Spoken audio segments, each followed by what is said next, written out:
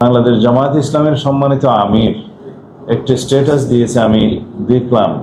তাতেও তিনি আহ্বান জানিয়েছেন যে জুলাই যোদ্ধাদের ফেসিবাদের দূষণ নামে অবহিত করে বক্তব্য দেয়া উচিত নয়।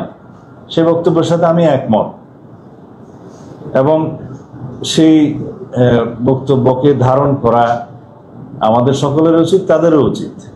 এখানে কোনো জুলাই যোদ্ধা সঠিক কোনো জুলাই অভ্যুত্থানের সাথে জড়িত কোনো আমার মনে হয় কোনো সংগঠন অথবা কোনো ব্যক্তি জড়িত থাকতে পারে না। এখানে জুলাই যোদ্ধাদের নামে কিছু সংখ্যক ছাত্র নামধারী, সেটা ইন্টারভিউতে আমি দেখেছি, কিছু সংখ্যক উচ্ছৃঙ্খল লোক ঢুকেছে, সেটা ফ্যাসিস্ট সরকারের ফ্যাসিস্ট বাহিনী বলে আমি মনে করি।